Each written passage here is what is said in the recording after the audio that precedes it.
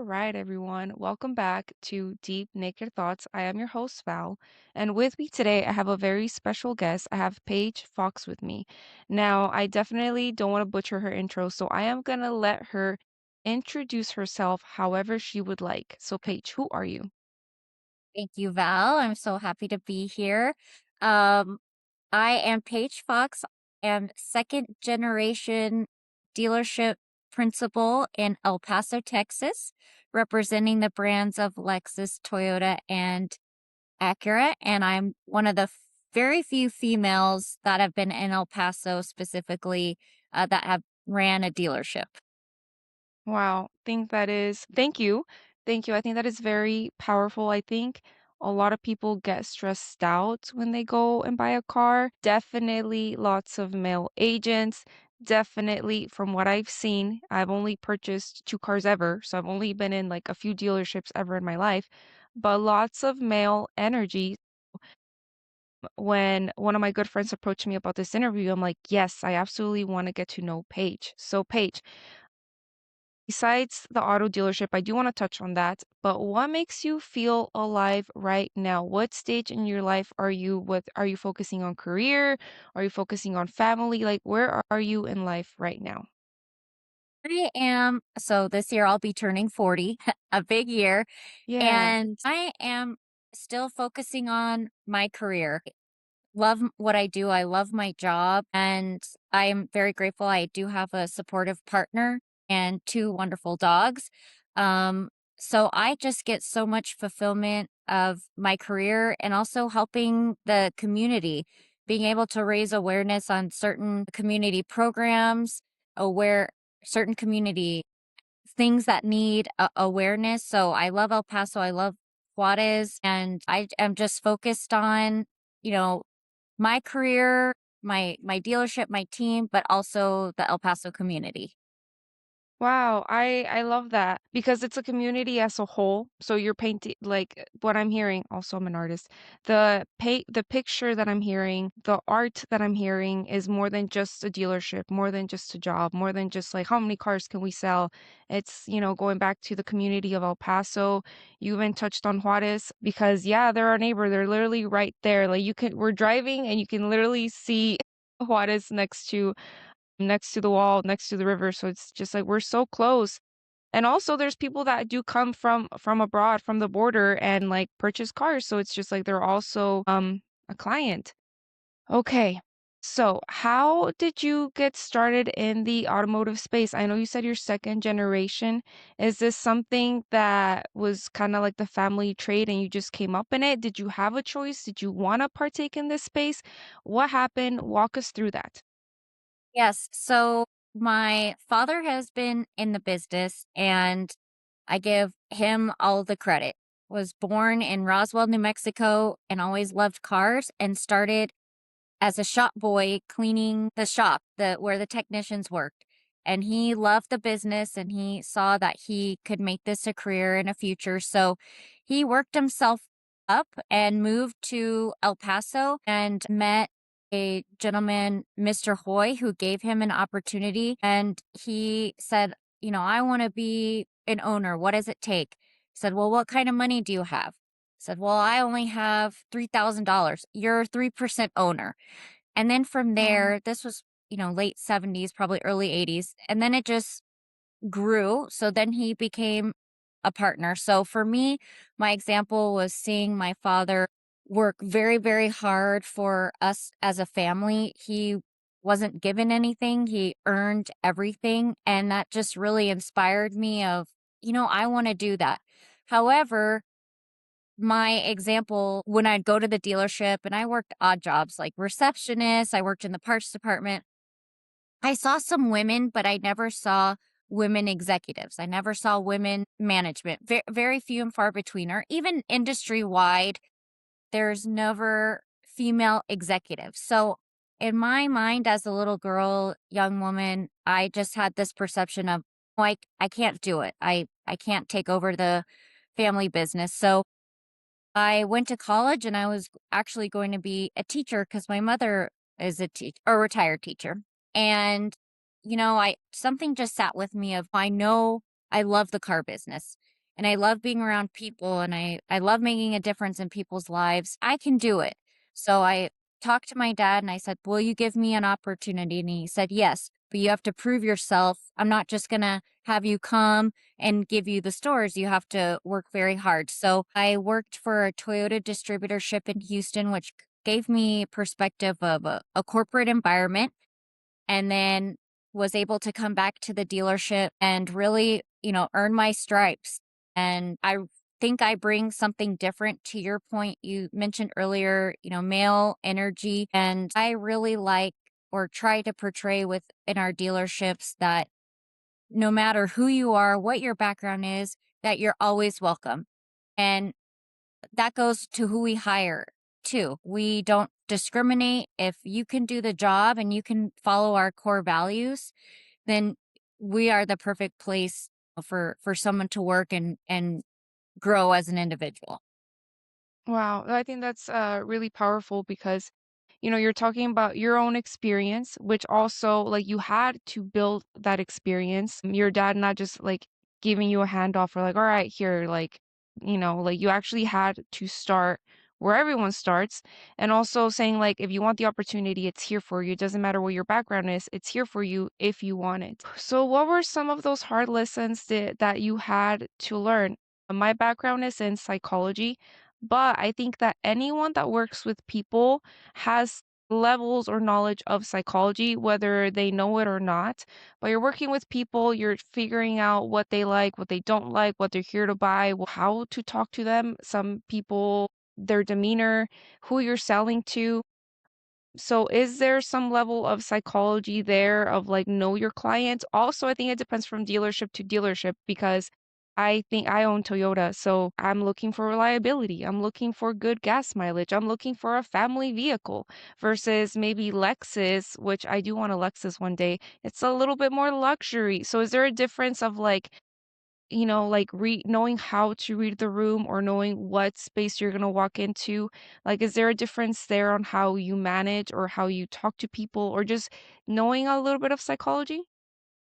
Yes, definitely think it goes both ways, whether it's the team or a customer. And everyone receives information different and handles situations differently.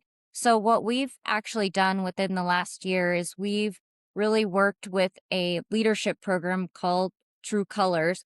And what that has taught us, and our sales team has gone through it, and then managers to a deeper level, is understanding how people are different. And that's what's great. Understanding people have certain characteristics and they receive information differently, they're motivated different ways, but understanding that someone is different, but we appreciate that and acknowledge that, then we can get on the same page and are aligned with that common goal, whether that is to sell a car or work with the customer to help them buy the car that meets their needs. And we really try and give the customer an excellent experience, whether they're buying a Toyota or maybe that luxury car for Lexus. We want the customer come in and feel that their needs are being met and they're being taken care of from beginning to end. And even when they come and service their vehicles, that's always stressful too. And we understand sometimes people are a little bit more emotional and we're empathetic to that, or we at least try to be.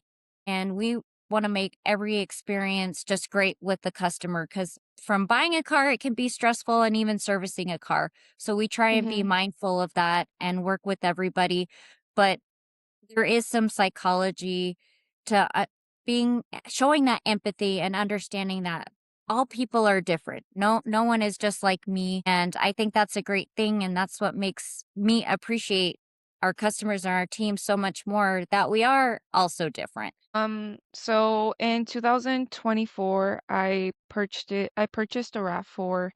Um, yeah, 2024 RAV4 in Toyota, and the agent that was helping me, he said something that I think was very powerful, and it kind of like reminded me. I'm like, oh my gosh, this is psychology. He's like, I just want you to feel happy about your purchase. I don't want you to feel like I'm making you buy a car or I'm telling you to buy this one or like.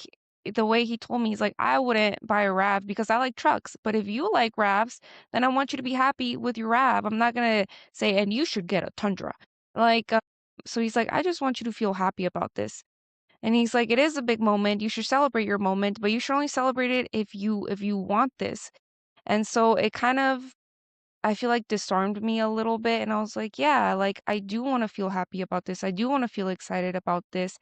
And yeah, he's going to show me whichever car I want. So ultimately, I get to choose. So it kind of gave me a little bit more power, and it kinda just, I don't know, flipped things, but it just gave me a sense of, like, safety and, like, feeling calm, and, that leads me into my next question, but what is the biggest lesson that you've learned over time with the dealerships or just being a leader? Like, what are you constantly learning, and what is, like, the one lesson that you've just learned that maybe that's your compass or your guide, but, like, what have you learned as a leader?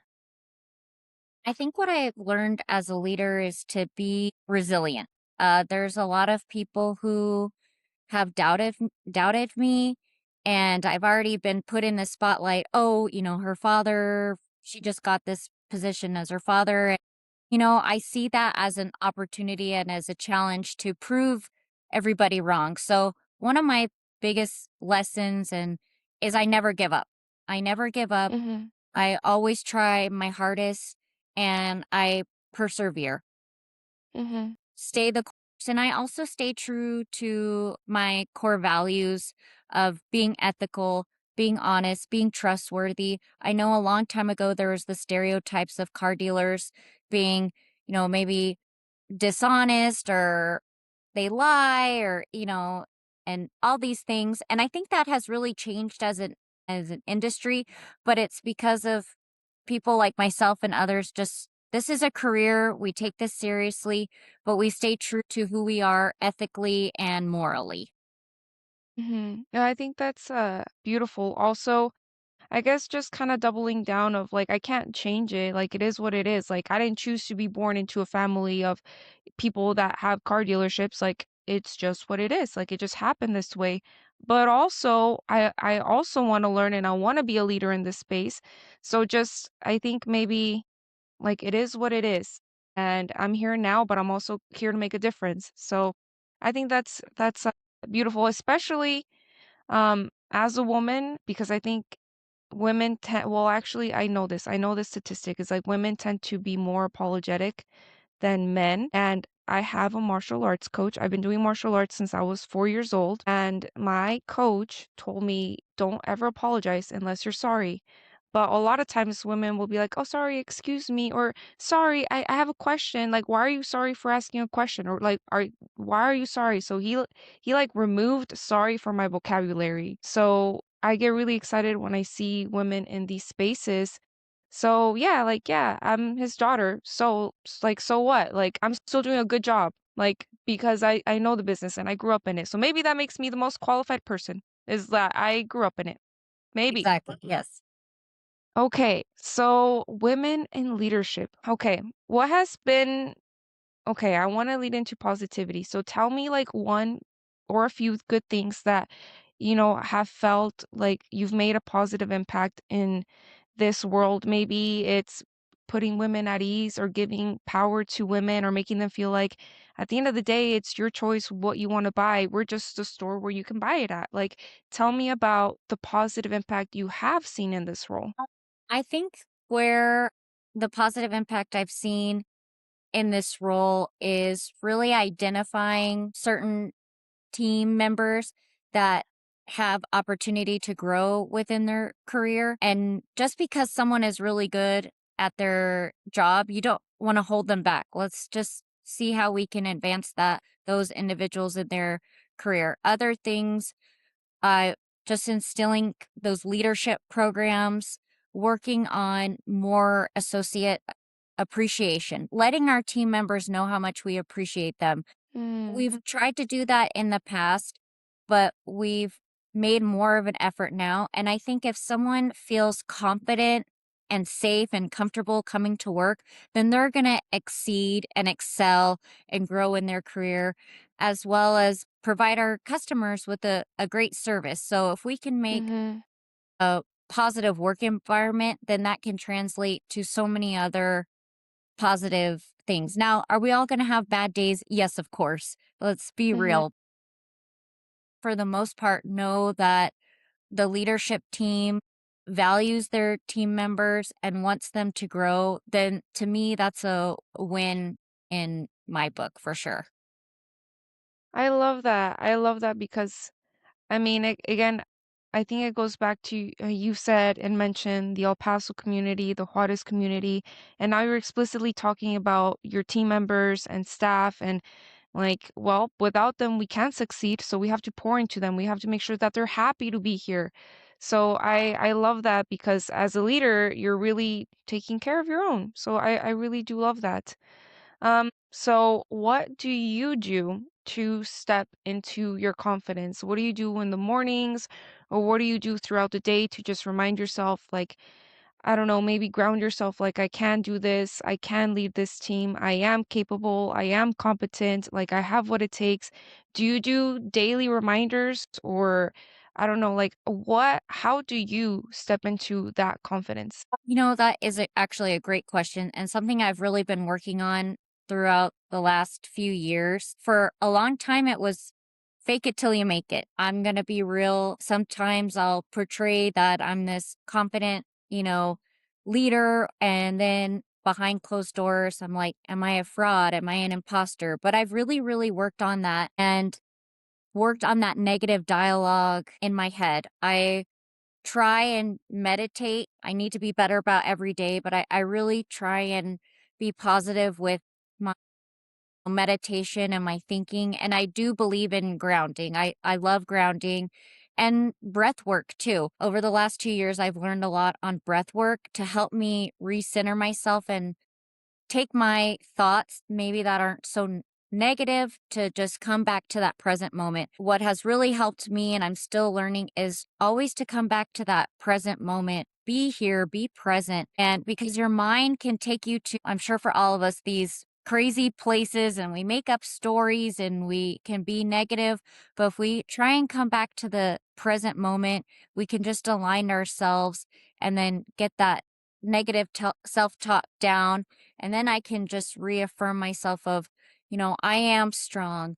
I am brave. I am positive. I am courageous. And so it's Mhm. taken a lot of work and I'm not there yet, but you know what? Every day I try and challenge myself with being present and being mindful for sure. Wow, Paige, I really love that. I think that's a very real statement that you just made. Also, I think again, if you work with people, you're in front of people. So you're in front of them on a good day, you're in front of them on a bad day. Same thing with them. Like maybe they love their job, but right now they just got a lot going on.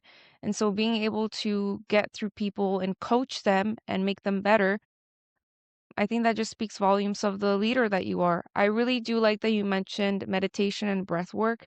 I usually tie those back to my experiences, but I grew up meditating because I've been doing martial arts since I was 4. But the science behind it, I had my coach explain to me like why breath work works.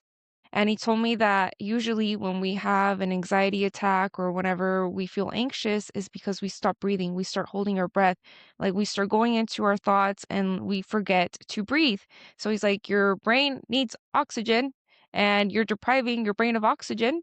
And then your brain freaks out and all of a sudden you're hyperventilating because you're trying to catch your breath. And so when he like broke it down to me, like logistically, giving me the science, I'm like, okay, I'm stressed out. I need extra oxygen. So just seeing kind of like behind the scenes of like even leaders do these things. Like it's not below or above anyone. Like they still have things that they do to keep themselves going. Really like that you talked about that. Okay. So shifting from career, who are you outside of the dealership? Outside of the dealership, I am very quiet. I think when I'm here at work, I portray very outgoing and I do love being around people. But when I'm at home, I will just stay at home. I enjoy to read. I love being with my dogs. Being out in nature is huge. That going back to that Hmm. grounding work. I love being outside. I love going on walks, just sitting outside and meditating outside, and also outside of work too, being part of the community. I sit on some boards Mm, and help with different nonprofit organizations in the city, and I think it's just so important. I've been very blessed, and my parents have instilled in me, "You have been blessed, so you need to share your blessings." So, mm, continuously giving back to the community, whether that be monetarily or through my time, I try and just continue to support the community. And, I love going to eat Mexican food here in El Paso, but I really am just a quiet person when I'm not at work. I love that. I really do love that, and I love that the way you speak about El Paso. I believe El Paso is like my second home. The food definitely is delicious for anyone that is local or is not local, wherever you're listening from, but the food is delicious. Also, I think we just have such rich history and such rich culture. So I love, again, like I love that you are there because you know exactly what I'm talking about. Also, the mountains and like the Star, the scenic drive. I forgot what it's called, but there's like that scenic pass on one of the Yeah, mountains. yeah. Right. Yes. Lots of gorgeous cars drive through there. Actually, like I Yeah. have like visuals that I'm thinking about. But tell me more about that, how would you say, philanthropy, like philanthropical Yeah, yeah. work that you've done? Tell us a little bit more about that. So, I it really, since I was young, of just love helping people. And even at work, I will say we volunteer at the food bank. So all of our team Mm, members, I think it's great to give back. 3 times a year we go to the El Paso Food Bank and we give our time, because I know a lot of people can't give money, but our time is just as valuable. And it's been mhm, amazing to see. Even some people at work have said, this is great that we do this, because when I was young, my parents utilized the food bank and now I feel like I'm giving back. And so that has been so rewarding. I really believe there's this hospital in Juarez called FEMA, and they do incredible work, and it's a binational collaboration. So a lot of doctors from the United States go to Juarez to help, from cancer patients to children with cleft palates. And it's a wonderful hospital that is providing an underserved community in Juarez, and that is wonderful. My family, we are so excited. We made a contribution for El Paso to get its very own large cancer center here. So mm, my father is a cancer survivor from 20 years ago, and he had the means to travel outside of El Paso to get cancer care, which is huge. And unfortunately, in El Paso and the surrounding area, yes, there's cancer care, but it's not as robust as it could be. So, a mhm, big commitment from my father and our family is to bring quality cancer care to El Paso. So, people in El Paso and New Mexico and West Texas, they don't have to travel far from home. So, that cancer center mhm, hopefully will be built in 3 years. It's the Steve and Nancy Fox Cancer Center, partnered with Texas Tech and the UMC Hospital of El Paso, and really providing that great care, because we've mhm. all been affected by cancer, whether that's a family member or friend or ourselves. And we want to be able to help the community even more. So that's been a huge focus for not only myself, but my family, for our community. And we're so excited to be able to do this for El Paso and the surrounding area. Wow, Paige, that's beautiful. Thank you. Just wanna say thank you because, our community does need those resources. I can only speak so people that know me or people that know my story, I am first generation American, but I did live for a brief time in Mexico, in Mexico City. And I do remember coming to the States. And even though I was a citizen, I didn't feel like it felt so strange. And my family did rely on like external resources like food banks. So I remember going to food banks, especially when we first moved here when we didn't have anything. And I just remember being so grateful. I was just like, wow, people do this. Like people like just want to help us. Like people are like I just remember being so grateful. So I just want to say thank you because I feel like you're paying it forward. Or there might be a little girl out there like me that's just like, "Oh my gosh, we have food." Like, "Oh my gosh, like we're not going to be hungry today." So I just want to say thank you. Yes. Also, when it comes to cancer, cancer is something that has touched my family. My brother had osteosarcoma about 2 years ago. My brother is former military, but he had osteosarcoma in his knee. And this is a very type of aggressive cancer. And so, literally, from the time that it was caught, like instantly, he had to start receiving services. And our closest hospital was UNM. So, we were right in the middle of Las Cruces. So, right between like an hour from El Paso and 3 hours from Albuquerque. But the Cancer Center Research Hospital is in UNM. So that's where he got his treatment. And we were hoping that maybe there would be something closer. And just in looking, I think there was like Beaumont Hospital, but still they decided to do his treatment in Albuquerque because maybe that's where the treatment, not the treatment, but the facility to be able to assist him. I'm not really sure why, but I'm just happy that there's something closer to home, something closer for whether it's people in New Mexico or people in Texas. Like, I'm just happy that we're having more resources because it does feel like you have to like outsource, especially if you want good treatment. And for some people, they just don't have the means to get to that better treatment. I mean, I think it just speaks volumes to helping out the community because maybe you do have those means or maybe you do have those resources. So it's just like, well, it's just none of my business. But it's like, no, I'm choosing to give back. I'm choosing that if people need fill in the blank, that they can do it here at home. Also, it's helping our economy because, maybe that UTEP graduate doesn't have to go do their internship somewhere else in a different state. They could just, do it with you guys. So now you're not just helping people look for cars, you're helping students do their internship, get their medical credits, get, whatever experience they need. So I just see really good things for El Paso. And I mean, I think it takes people, I don't want to say it takes people like you, but I think when people hear the word entrepreneurs, they think like, oh, they're just about money or like, oh, they're just about this. And it's like, well, a lot of it, yes, it's money because money is currency and money is energy, but also they're creating so many opportunities. And like, I'm just so excited for that. I'm just so excited to see El Paso thrive and know that you are a part of it. Oh, thank you. Man, And if I could just add, go ahead. you know, a lot of times, to your point, we think giving back is just about money, but I can't stress enough time, a lot of time actually is worth so much more than money. So sometimes, too, if we're all having a hard day, it's just some perspective is go out and volunteer, go to the food bank. They need volunteers in Mhm. whatever community that you live in.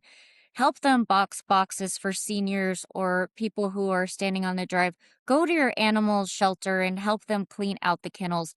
That for them, a lot of these places means so much more to them than a donation because they need the help. So and it just makes you feel so good afterwards. I know a lot of times I can take things for granted. We all can, but once I go volunteer and I leave the food bank, I just feel like I helped my community so much more than making just a monetary donation. Mhm. Also you touched on Juarez, which again, I don't know how to phrase this or explain this, but I think a lot of people in other states are very far removed because they don't live it the way you live it or I live it or understand it.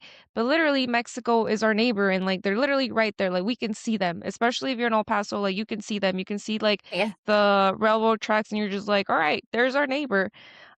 But also whether like political, non-political, you see people walk across the bridge. A lot of them just come here to do labor. They maybe have a work visa and they just come here, they get their job done, and then they go back. And like literally, I guess it's literally seeing the border for what it is, but also they help our economy, they help our community. So the fact that you're even giving back to them is just really powerful because it's like, well, like El Paso's my community, like them, who cares?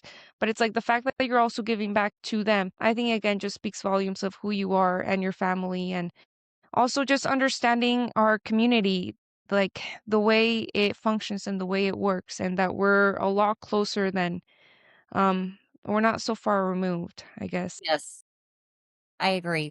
Okay, I'm trying to think. Okay, so future and dreams. I mean, you got a lot going on, Paige, but where do you see yourself in a few years? What do you hope to accomplish? How do you hope to grow? I'm gonna ask this like in a professional way, like how do you hope to grow professionally and maybe professional projects? But where do you see in a few years also personally? Like where do you see yourself personally as an individual? Like what do you hope to have? Where do you hope to be? Yeah, tell us. So, professionally, what I hope for is I'm trying to build something that is a legacy for my family and also something for the community.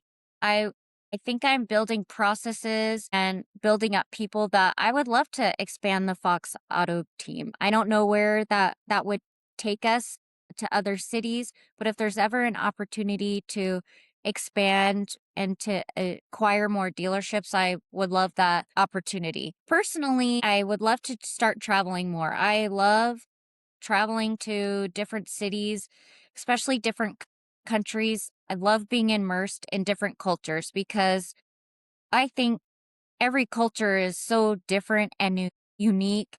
And it just gives you perspective of what you have at home, but appreciating just how big our world is and how unique places are. Mhm. It's not always just about us and kind of being dominant, but just learning all different cultures. So my bucket list, I've been to Japan for a work trip, but I would love to go as a tourist to just explore. And since we sell Japanese cars, so I'm hoping in the next few years would love to go to Japan and experience all of that culture. And I think for me too, growing personally through more of my meditation and through my spirituality. I'm not a religious person per se, but I believe in a source and just growing for me on that spiritual aspect and learning about my inner self a little bit more because even though I'm going to be 40, I'm still learning so much more about me.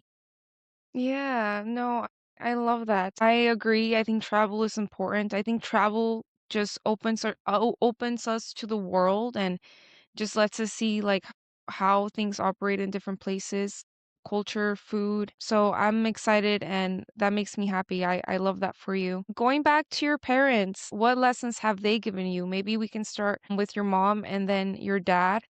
And then maybe kids and husband or family, other people, like lessons that they have taught you. But I mean, I'll go first and I'll lead as example. But my dad just taught me resilience, like just keep going. Don't ever feel sorry for yourself. Like keep your head up, keep going. If it's a bad day, it's a bad day, not a bad year, not a bad life. It's a bad day, just keep going. My mom just taught me just to stay kind, to be curious, lead with curiosity.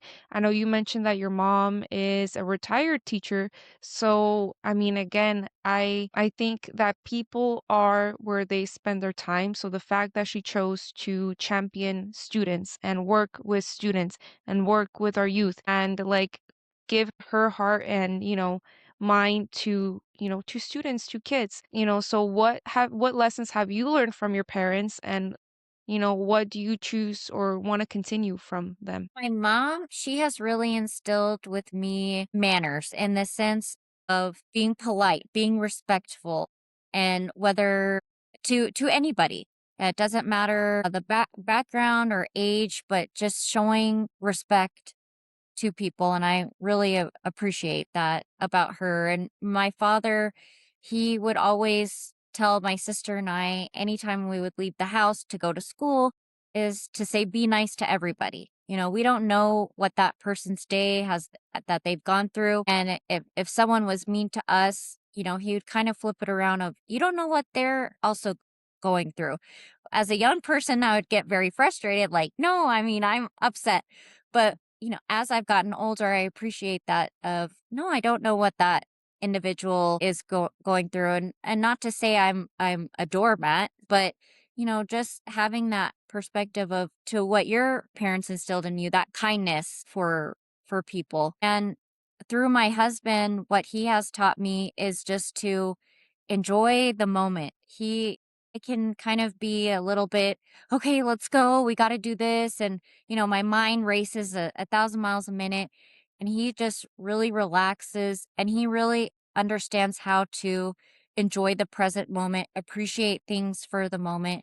And that I'm forever grateful for because it has helped me find additional appreciation, even more appreciation for life and situations in general. I love that. So for, I guess, all the future entrepreneurs, all the ladies, all the girls listening, whether, it's male or female or elementary school, high school, college, wherever they are in whatever stage of their life, like what message do you have for them as somebody that has built their career and is building other projects for our community? Like, I don't know what message or like moral code or compass or like what do you have to tell them, I guess, so that they can follow and pursue their dream? I would say be true to yourself. Don't always follow the crowd. If there is a passion or something that you want to achieve, then just imagine that in the future. And it's all about the journey. A lot of times we think, well, I want this and I need to get this in order to be happy. But then a lot of times, and I have read from others, they look back and it's like, oh, it was about the journey. How did you get there? And life is hard. Life is going to throw challenges, but you know what? What I say, bring on the challenges because that makes me learn and grow. If life was easy, I wouldn't learn to appreciate or acknowledge when I have successes. So it is very cliche, but never give up. Bring on the challenges and stay true to your course that will make you feel happy and valued and appreciated. And stay true to your values and your morals as well too.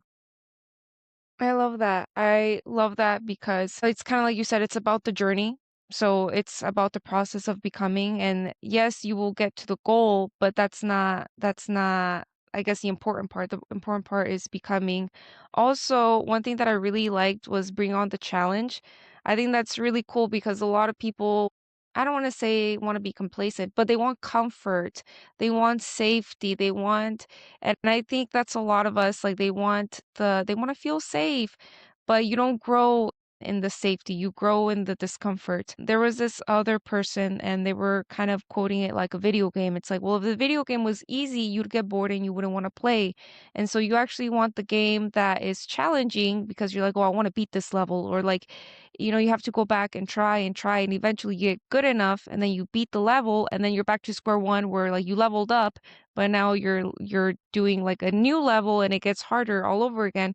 But it's kind of like you said of like bring on the challenge. You don't grow unless there is resistance or a challenge. So the fact that you're kind of welcoming and you're like, all right, bring it on, just like, oh my gosh, Paige is so brave. I like that. I like that. I think that maybe that's a message that we needed to hear. Okay, so now again, my background is in psychology, so I do a lot of like inner child work. But what would Okay. you tell the inner little girl in you, that inner child in you? I also relate to what you're saying of stay true to you or authentic to you. I think all of us have a purpose. Some people were here to bake and make the best cakes. Some people were here to be surgeons. Some people were here to be actors. Some people were here to build, like you said, like that clinic or build that dream or build that opportunity for others. So I guess growing up, like what would you tell that little girl in you? No, I would tell her to stay strong. Again, it kind of goes back to you don't always have to follow the crowd.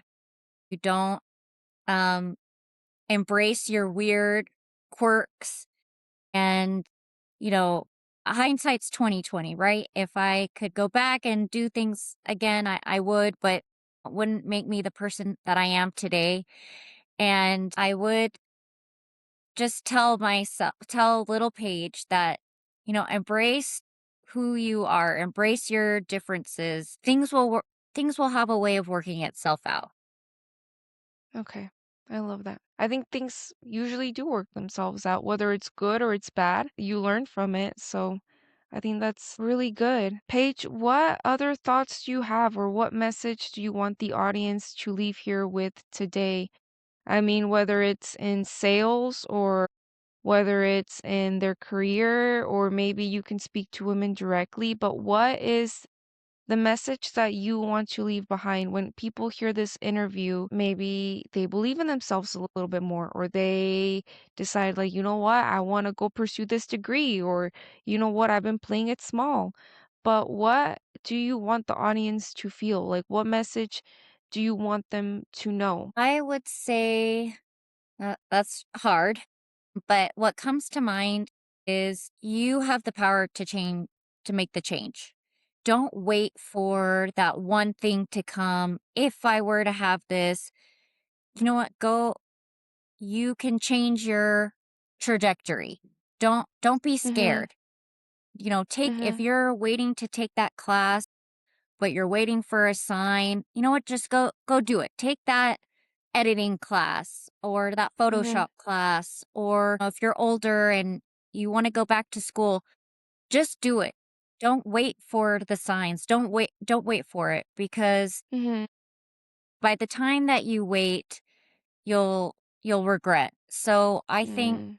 you have the power to make the change in the life that's necessary, that you are looking for. Don't be scared. Be brave, and I think I'll just say it again, bring on that challenge and take the leap. Take a leap of faith.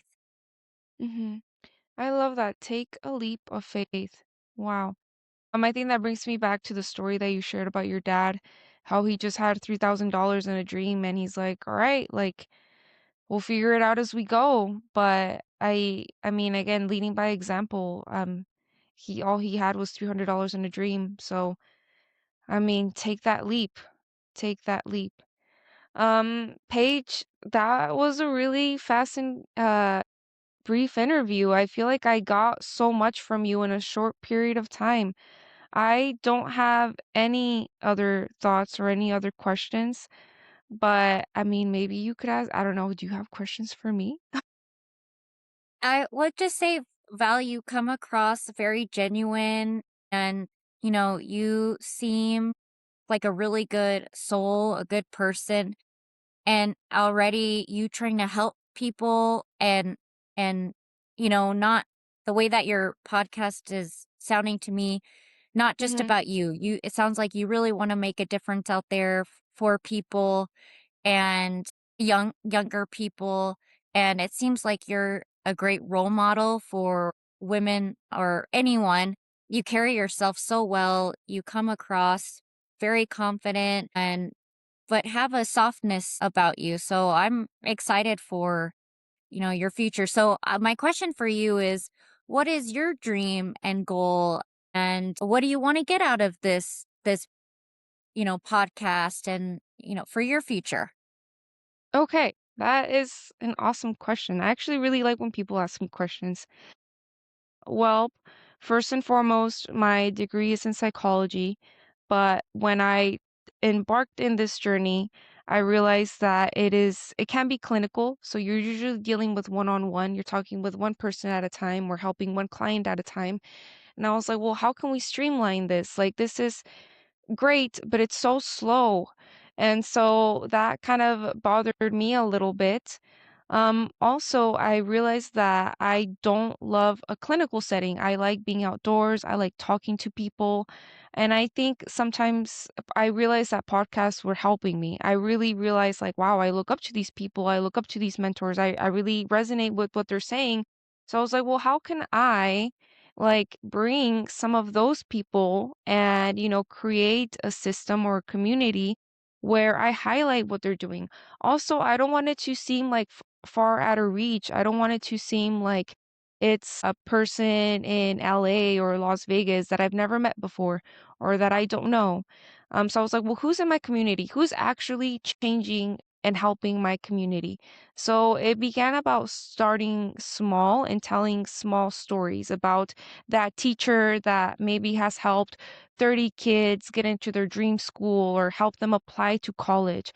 Or maybe it's about the doctor that, works late nights and, people just see him as like, oh, he's a great doctor. But, deep down maybe struggles and is like, yeah, you can't save everyone. Or, I'm doing my best, but sometimes you lose people. Or sometimes it's about talking to people in the military or I champion, for example, martial arts. That's my thing. I grew up in it. I was born into it. It's what I love, but there's more to life than that.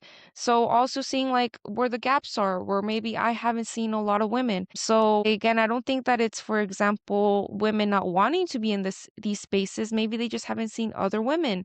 So whenever I was told about you and they're like, yeah, she's, a leader in El Paso, I was like, wow, she's in my area. She's helping people in my area. Whenever it came to philanthropic work, I was like, wow, that's literally, helping people out like my brother. So it just became about like who are the actual heroes in my area code, in my community, because they deserve to shine. Like literally, they're not some person far, far away. It's like they're literally an hour away from me. Right now, I live in Washington, but if I was in Las Cruces, they're literally an hour away from me, and they're gonna help students with internships. They're gonna help people have reliable, safe cars for their family. They're gonna help people or other staff members have employment so that they can give back to their families. So it kind of became about giving back and telling those stories and using my degree in this way where I can communicate with people and talk to people and get to know them. And now I know that Paige is in El Paso, and I know that, 2 or 3 years that Paige is gonna have this clinic with her family, and I know that it's gonna help people. And I can say, like, I talked to her and I remember when she was just talking about this. So it's gonna be like a full circle moment, but ultimately, it's not about me. It's about me helping highlight people that are making a difference and hoping that other people can follow suit because I you are genuinely a leader. Like you're doing it. You're not talking about it. Like you're doing it. So it's like, okay, if she can do it, if I can do it, if this person can do it, you can do it too. So that's ultimately like what the podcast became about was just like, all right, let's just chase this curiosity. Let's just see who's willing to just tell their story and where they got started and how they got started. So I want to thank you for sitting down with me today and No, thanks, Val. This was great. So sweet. thank you. Yeah, I just want to say thank you. Paige, where can people find you? I think a lot of people are gonna want to connect with you, touch base with you, find you, see what other resources you have, what opportunities you have. Also, maybe they might want to go volunteer at the food bank. Just kidding. Yeah. But, those volunteer opportunities, how and where can people find you? So if you follow any of our socials, each dealership has their own Fox Toyota of El Paso, Fox Lexus of El Paso, Fox Acura of El Paso, and we post a lot of stuff we do in the community as well as the dealership careers. If you go to foxautoteam.com under the About Us tab, there's a careers link that will have any of our job postings on there. Just coming to the dealership, if we have different events, we always post that. For me personally, I think I'm one of those old school people that I don't have social media. So I don't post, for me personally, I think it's about championing the team that I have and the people, and I don't like to give credit to myself because I wouldn't be here without the support of my team and my family. So look at all of our socials. We have some funny content, some informational content, and then of course, any great deals on any cars out there. Yes, definitely. All right. Thank you everyone for tuning in. I look forward to hearing from you in the comments and just thank you, Paige, again. You know where to find her. And You. that's it. Until next time. Thank you guys. Thank